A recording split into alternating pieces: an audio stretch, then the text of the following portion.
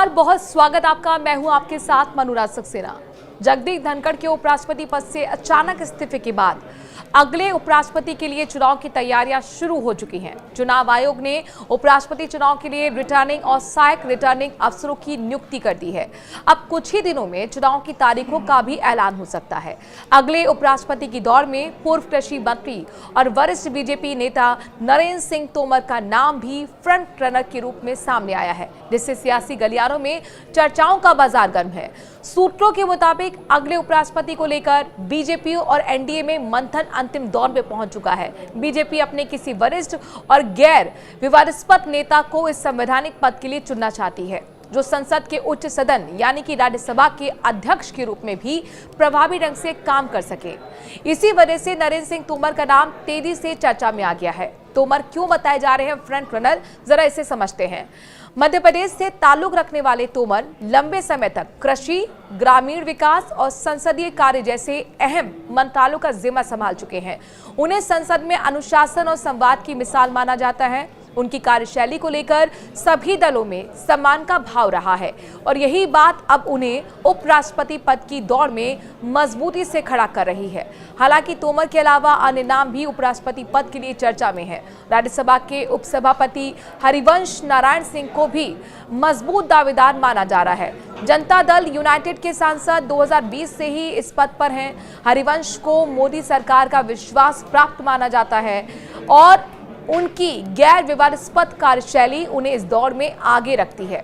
इसके अलावा कुछ सूत्रों का कहना है कि बीजेपी अपने किसी अन्य वरिष्ठ नेता या राज्यपाल के अनुभव वाले नेता को भी इस पद के लिए चुन सकती है। कैसे होता है उपराष्ट्रपति का चुनाव, जरा ये भी समझ लीजिए।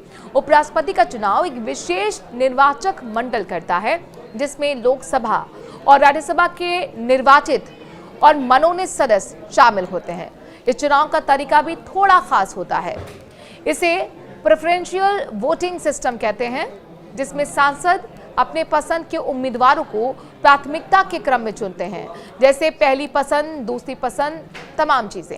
ये मतदान पूरी तरह से गुप्त होता है, यानी किसी को नहीं बताया जाता कि किसने किसको वोट दिया है। जिस उम्मीदवार को सबसे ज्यादा सांसदों की पहली पसंद के तौर पर वोट मिलते हैं, वही उपराष्ट्रपति चुना जाता है।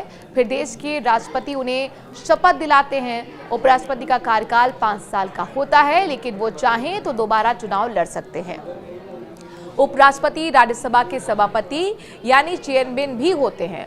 अगर राष्ट्रपति किसी कारणवश अपने पद पर काम नहीं कर पा रहे हों तो उपराष्ट्रपति को कार्यवाहक राष्ट्रपति की भूमिका भी निभानी पड़ सकती है। इस तरह से भारत में उपराष्ट्रपति का चुनाव एक संवैधानिक और सुनियोजित प्रक्रिया के तहत होता है, जिसमें संसद के सदस्य अपनी भूमिका निभाते हैं।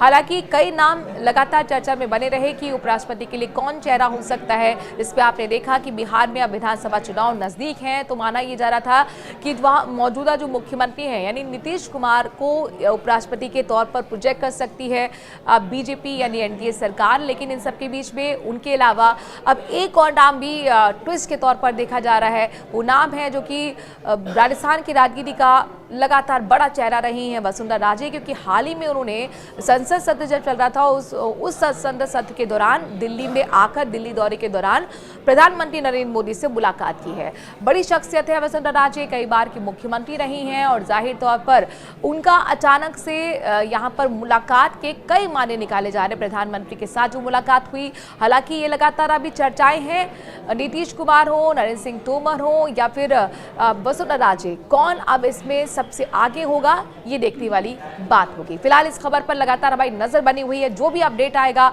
आप तक हम पहुंचाएंगे। लेकिन आप क्या सोचते हैं, आखिरकार कौन है रनर अप चेहरा इन सब में? किसको बनना चाहिए उपराष्ट्रपति? कमेंट के जरिए अपनी राय जरूर दें। नमस्कार।